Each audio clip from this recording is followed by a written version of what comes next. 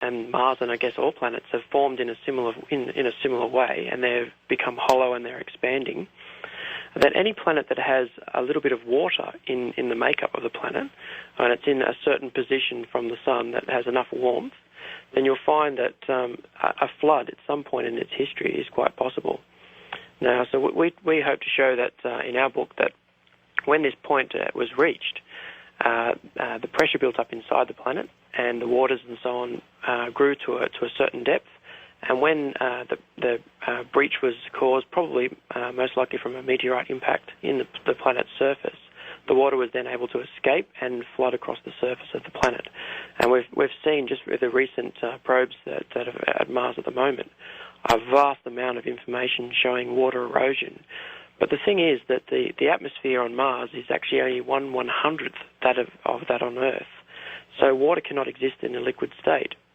So this water erosion has caused a lot of questions for people because water cannot exist.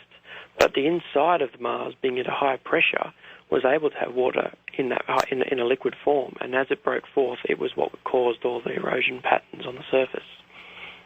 So you believe Mars is hollow. That means, what do you think the interior looks like? Similar to planet Earth? Yes, it probably hasn't got little green men, but who knows? Who knows, huh? Well, we don't really know, do we? I mean, it could be chlorophyll, but the Mars has a much smaller magnetic field, so it's actually hard to assess as to how warm it would be on the surface. But we know it must be above freezing point because the water would not be able to be forced through the planetary shell if it was in an ice state. So it would have to be in a liquid state. So, as I was saying before, there has to be enough pressure in Mars to support water in its liquid form, and there has to be enough heat. And they're the elements for life. We might have missed this, you know. Well, that's true. Creatures, there could be lots of animal life, right? Yes.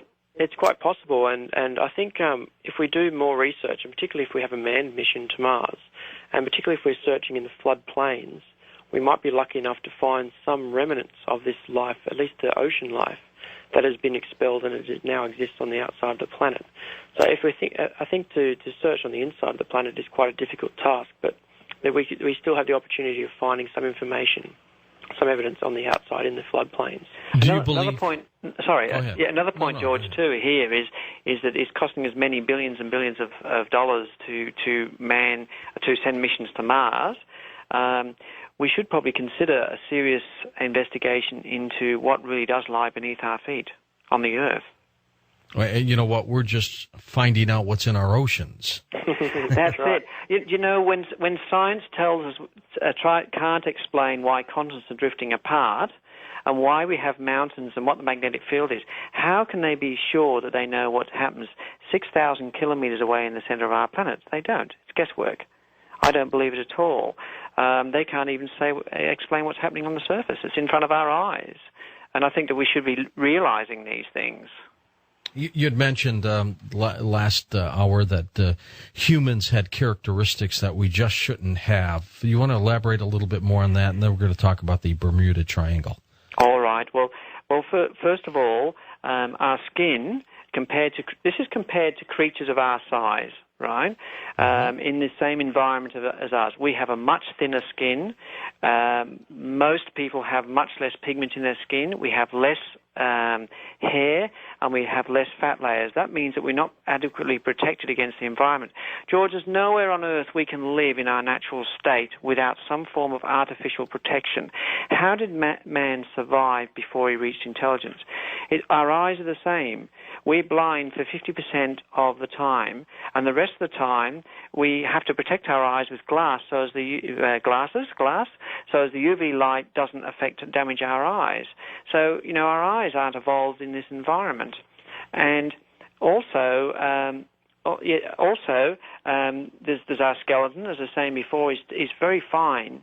If you look at UFO creatures that are reported, and you look at animals on the outer surface of our size, we're right in between the two. I'll just cross to you, Matthew, for a minute. Yeah, so when we actually look at these characteristics, the ones that are actually exotic to the outside of the Earth, we actually see them matching quite closely to what we expect to see on the inside of the Earth. So because we can't see in the dark, we would expect that our eyes have evolved in a place where that was not necessary. And this is just like the inside of the Earth. There is no dark. And when it comes to walking upright, we're the only species on the outside that does this. Yet on the inside, it's quite a common thing because of the less gravity. It's an easier thing to do. And also, when we were talking about our reproduction cycle as well, being a 28-day cycle, and it matches perfectly inside with the lunar cycle of the tides around on the inside of the Earth. Whereas on the outside, predominantly, it's the yearly cycle of the seasons that we need to adapt to. So what we're trying to say is that there is a definite missing link. It's only a partial missing link because we are still partly from the Earth, from the outside of the Earth, but the parts that are missing are definitely coming from the inside of the Earth. I think that's where we should be looking for the missing link. What's been the response to the Land of No Horizon? I mean, you're both very intelligent researchers. You're not scientists, but I'm very fascinated to see what people have been saying. Yeah, we've had some amazing responses, actually. I think some people tend to be a little bit skeptical at first, and they may not read the book. Particularly people that have been classically trained in science, they might not even give it a chance. But we've found that people who have read the book have gotten right through to the end, have just been totally amazed and been quite shocked, actually, with some of the things that we've mentioned. And they've actually, had to think about it for several days and really readjust as to how they think about the whole world around them.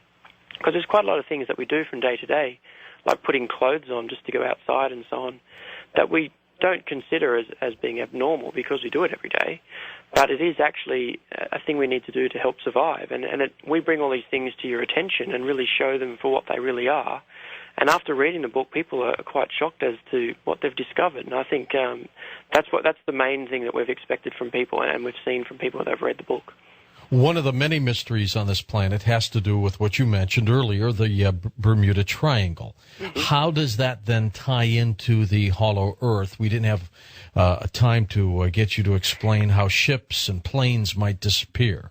So as currents travel from the outside to the inside or vice versa, there's massive movements of water. And this causes whirlpools on the surface. It can draw ships down. It can also draw in the atmosphere, which causes changes to the magnetic field and electrical interference. Okay. But I really want to tell you one thing about the Bermuda Triangle which really fascinates me, and I'm sure it would fascinate your listeners, is these derelict ships that are found on the ocean with no one on board. There's water damage below decks. There's supplies on board. There's been no bloodshed or looting, but there's no one on board. Now, what actually happens in these cases is vortexes or whirlpools occur of different sizes, and some are only small enough to partially submerge a ship or partially pull it down. And the people on board suddenly realize, our ship, they think it's sinking.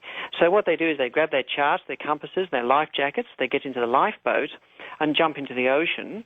But the problem is the vortex is not strong enough to sink the ship, the yacht, but it is strong enough to pull them down once they're in the water or their small lifeboats. So they're just sucked into the sediments of the bottom of the ocean to disappear for all times, and their boat is left just floating on the once it subsides, the boat then just comes buoyant back up to the surface and left to float. People come along, find the ship later on with minor damage, and wonder what's happened to the crew. They've vanished into thin air. They were better off to have stayed on the ship, right? Definitely. But they don't know what's happening, you see, and this is the thing. Knowledge is a great thing for humanity. We all progress forward with knowledge. But if they had have stayed on the ship, they would have been safe. Yes. We've got lots of little stories in the book like that. We've got a story about a journey through the inside Earth. We take you in, we describe it in great detail, which we can't do on a short radio program. And we try to make the book interesting. We try to add colour to it and take you to these places and explain to you what's happening. But we back everything with evidence. Everything we put in the book, we back with evidence. There are things we haven't put in because we felt there wasn't quite enough evidence to support that at this stage. But everything we have in the book is backed with evidence. It's written in simple language. There's lots of diagrams, so you don't need a science degree to understand it. This story that I read about Admiral Byrd to start this interview with you, though you have not done any real research into the Admiral Richard Byrd journey, but do you think, just what does your gut tell you about the possibilities where he says he traveled inside the hollow interior of the Earth, and also claiming that his airplane, and this is what is so incredible, his airplane was greeted by other flying machines, of which you've admitted exist in the hollow Earth. Yes. And he says that they were escorted to a safe landing area.